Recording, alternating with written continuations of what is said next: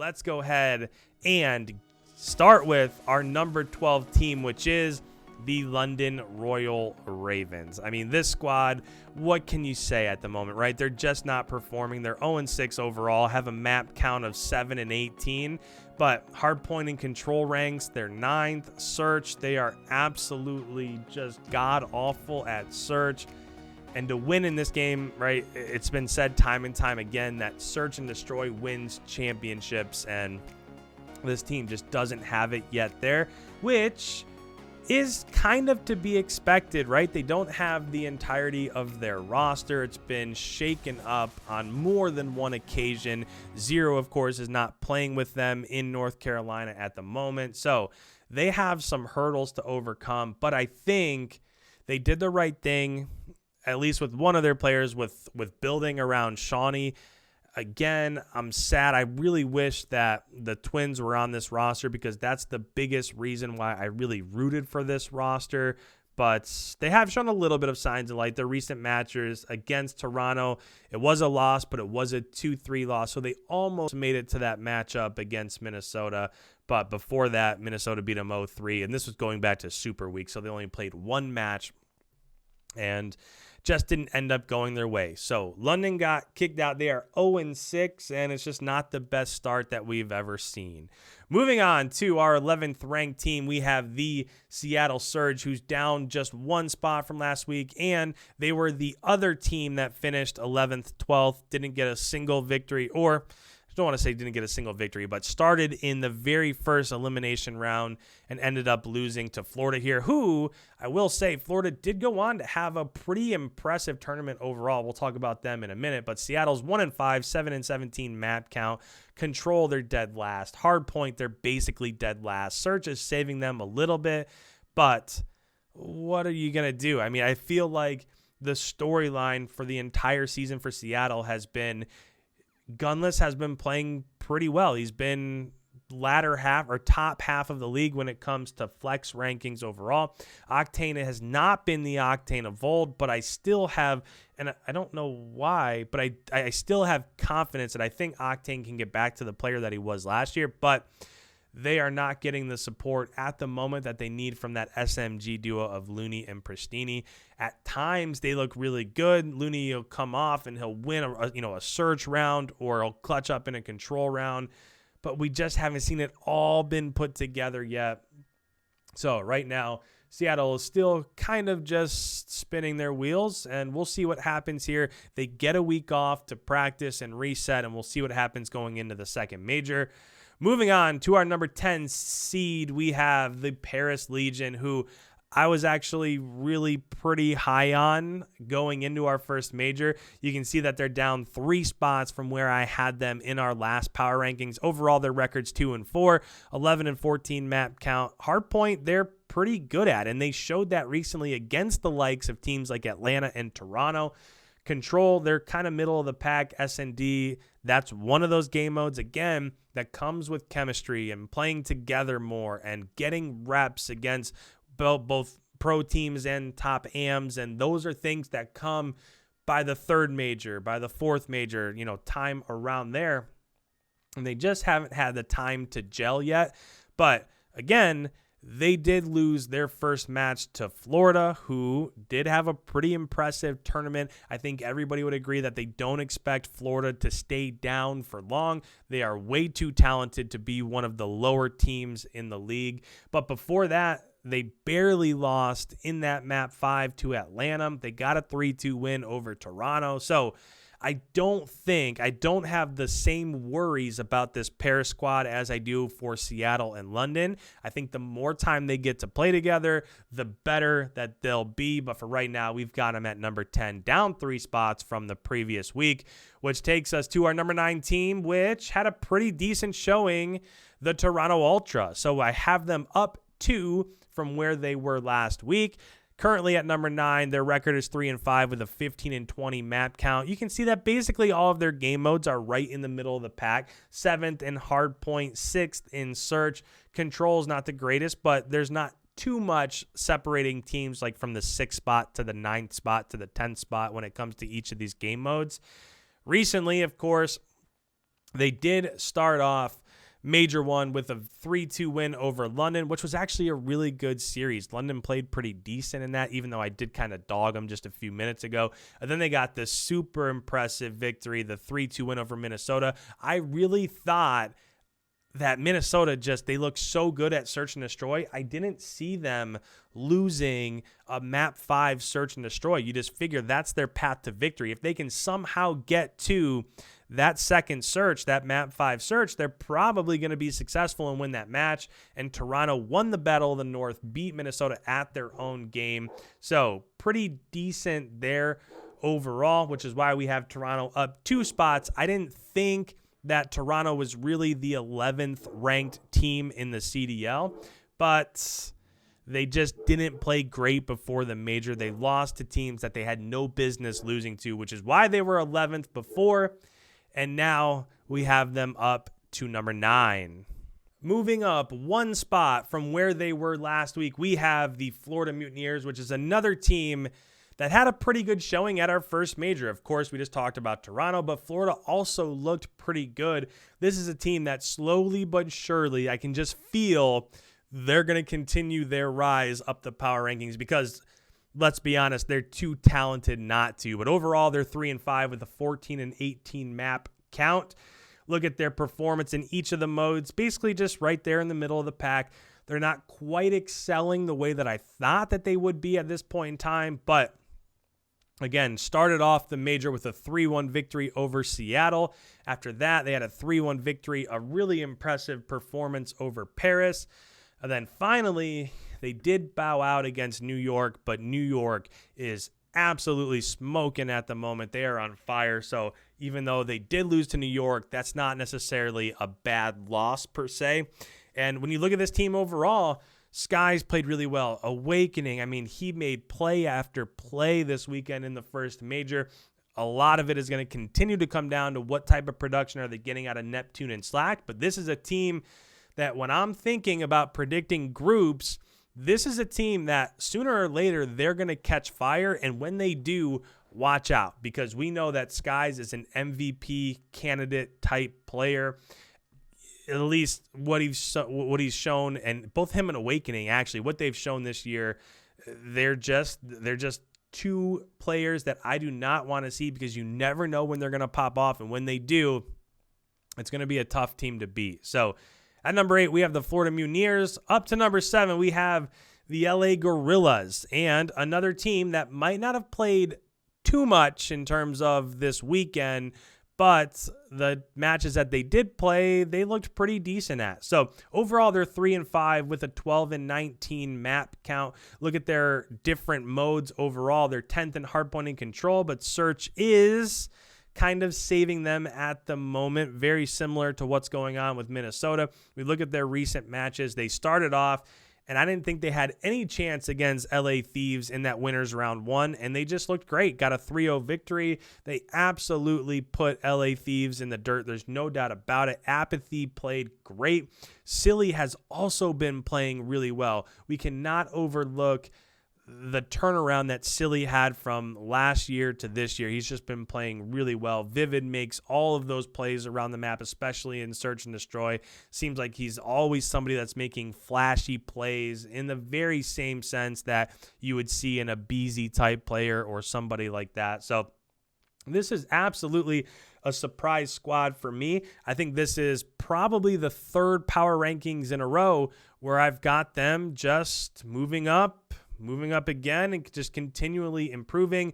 We'll see if it sticks. Normally teams that aren't great in respawns, normally they don't end up being, top 6 or in a 7 spot like this, but we'll see how they progress as the season goes on and on. Of course, after they got that victory over LA Thieves, they had to play Atlanta, and that is not what you want to see. They lost 0-3 and then had that big matchup against New York Subliners in winners. I think it was round or in losers round 3, maybe losers round 4, somewhere in there, and ended up getting a 1-3 loss there also. But overall, what can you say? I mean, they had a good performance, and they lost to 2 teams that were absolutely on fire. So ultimately, one of those teams right in the middle of the pack, which I was deciding what to do between this team and the Minnesota ROKKR because Minnesota did not have a great showing in that matchup against Toronto, but they did only get to play one match. So it's kind of unfortunate that they didn't get that last spot in winner's bracket because that might have changed things, right? If you come out and you lose that first matchup in winner's bracket, at least now you're kind of warmed up. You've been in this scenario. You're ready to go. And they came out, as we talked about earlier when we talked about Toronto, they came out and they just looked flat and they didn't have the same sort of performances that we're used to seeing from them in Search and Destroy. But overall, they're 3-3 with a 12-11 map record. The absolute worst hardpoint team in the game, which does not bode well when it comes to thinking about a recipe for success. But number 2 in Search and Destroy, number 3 in Control. They really do make a ton of plays in both of those game modes. Just got to see what's going on with their hardpoint, right? Whenever they figure out their hardpoint, this team is going to be tough to beat. But right now, they're losing rotations. They're not keeping map control when they are rotated early and they have map control, not getting the kills inside the hardpoint. So it's just right now, it could just be a string of bad luck. Things just aren't quite going their way. I think it'll change around. I mean, how can it not? When you have names like Attach and Priesta and Accuracy and Major Maniac, like how can it not turn around? It just hasn't yet. So at number 6, we're keeping Minnesota here, but if we get another bad loss against a team like Toronto or against a team like Florida or LAG, a team that they should beat, we get one more loss in an area like that, I think we're going to have to start moving them down despite the crazy high potential and ceiling that this roster has. So Minnesota at number 6, which takes us to number 5, which might be the hottest team in the game right now, the New York Subliners. Currently, they're 6-4. They're up one spot from last week with a map record of 20-16. And you can just kind of see now, if you look at the individual game modes, you might think they're 6th in hardpoint, 6th in search, 4th in control.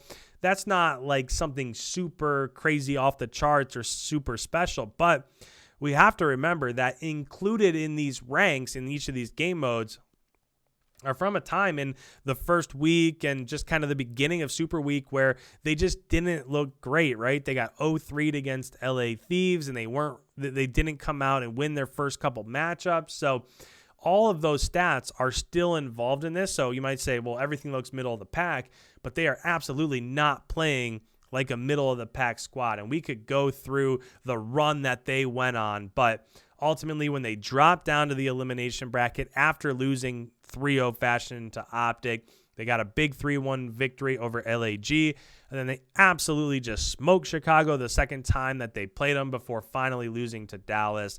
But Clayster has these guys playing, man, and moving forward. Now, there's a couple things you would just expect them to continue to get better and better because that's just what happens with teams that Clay's on. But I'm curious to see what they do with Hydra because Asim has been playing really well. He was one of the top 5 players after Super Week. Diamond Khan made play after play after play, had like a 1.35 KD in that series against Chicago, and he was one of the biggest reasons why they were able to pull off that upset. So it'll be interesting to see moving forward what New York does with their roster because Hydra's coming in. That's the super talented Frenchman that they've been waiting to add to their roster. And now that he's here, where are they going to plug him in and who are they going to plug him in for? That's the biggest question mark for me when I think about moving forward with the New York Subliners, which takes us to our number 4 team. Same spot, actually down 1 from where they were before. No, I had them 4 last time. This graphic's a little bit off. But so this squad right here, number 4 overall team, LA Thieves. This is where we had them before. Overall 5-13, 6-13 map record. And before this tournament, they were the number 1 hardpoint team. And now you see them there at 5th. They're top 4 in search, middle of the pack in control. And they just didn't have the performance this weekend that they were looking for. And it is what it is. So they came off with that 0-3 loss to LAG, and everybody was super shocked. Like, what the heck happened there? After that, they got the 3-0 victory against Toronto, and They looked super impressive doing so, and at that point you thought, okay, LA Thieves is warmed up. They're here. They're ready to go. Then you had that hyped up matchup with like 100,000 people watching against Chicago. They got smoked, lost 1-3. They were out of the tournament, and before you knew it, I was sitting back thinking, the heck happened to LA Thieves? So we've got them right here as still our fourth best squad, but I think you see another good matchup or two from New York. You see Minnesota start to win hard points.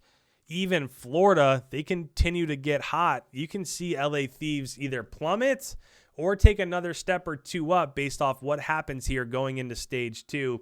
But overall, I really expected. I thought maybe LA Thieves could come out. I definitely thought they would beat LAG, and I thought they would give Atlanta a run for their money, and that's a matchup that we just didn't get to see. So at number 4, we still have LA Thieves, but I'm not super confident in putting them there in top 4. This is probably one in the comments that I'm going to see people say, no, New York should be there or Minnesota should be there. But I want to see a little bit more out of either one of those squads before I move LA Thieves back, which takes us to our top 3, which I think are pretty cemented at this point in time. Chicago, not up or down from where they were before. They're 6-3 overall with a 22-13 map count. The best overall control team, even though they did suffer their first loss against New York. Hardpoint rank, they're now top 2 and 9th in search. And they came out, got that 3-1 victory against LA Thieves. Well, they got the 3-0 victory against New York Subliners. Looked really good. They were so close in that matchup against Dallas. They almost got to that winner's bracket final before falling 2-3, and you thought, they're on fire. There's no way New York can compete. And then they got blanked by New York, and it wasn't the weekend that you expected out of OpTic. I think everybody across the board, whether it be the Green Wall or Hex or their roster or their content creators, I think everybody expected them to play better. I thought for sure they would be in that loser's bracket final, and they just didn't do enough. And you got to you got to tip your hat. You got to give credit to New York. They came out, they did what they had to do, and they looked completely dominant. You could see at times that Clayster had those dudes hyped up, ready to go, playing super aggressive, making his team believe, no, we belong where we're at right now. And OpTic was just one of those teams that was standing on the tracks when New York came through. So it is what it is. I think moving forward, there's nothing that says, wait, maybe OpTic should be 6th or 7th. That's not where I'm at with them at all. They just ran into a buzzsaw and they got beat. Sometimes it happens, right? Moving on to our top 2, same as it has been the last couple of weeks here. We have Dallas at number 2, 6-3 record with a 22-17 map count. And you can go through and look at the different ranks here or there, but they did get an impressive victory over New York before losing to Atlanta 0-3, and then they came back and they lost in the grand finals 2-5. I mean, I don't know. I don't think anybody could have played Atlanta better in that grand final. So it is what it is. I mean, you can talk about how poor they looked in that grand final, but I think you put OpTic in there, you put New York, you put LA Thieves, you put anybody in there against Atlanta this weekend, I think you're probably going to get the same result. So I'm not super down on Dallas. I think outside of maybe Chicago, they're probably going to be the favorites, and no matter what team they're up against, they're competing against. It's just they ran into a team that was much better than them, and that's what Atlanta's going to do to everybody right now, which takes us to our number 1 team, which is the Atlanta FaZe. So currently, I mean, guys, look at these stats. Currently 8-0 with a map count of 26-8. I mean, it's off the chart. Number 1 hardpoint team, number 1 search and destroy team, second best control team. I mean, what do you do? The entire weekend, they started off, they smoked LAG, they smoked Dallas, they smoked Dallas again. They beat everybody that was in their way, and it wasn't like they were squeaking out, round 11 map 5 wins against people. They were blowing them out in 3-0 fashion, and at this point, somebody's I don't even know. I mean, I was going to say somebody's got to step up and challenge these guys, but I don't know how they do because they're just so good in every single map and mode. So we're finishing this today with Atlanta, our number 1 overall squad. I'm sure you guys probably have things the same exact way, but that's our power rankings for the post first major. Down in the comments below, let me know. Do you agree? Do you have some teams in the middle a little bit shuffled around? That's something I could see, right? The LA Thieves, New York, Minnesota, Florida, LAG, Toronto, that area, that kind of middle 6 there, I could definitely see some stuff shuffled around there in the middle 6. But as of right now, that's what we have for our power ranking.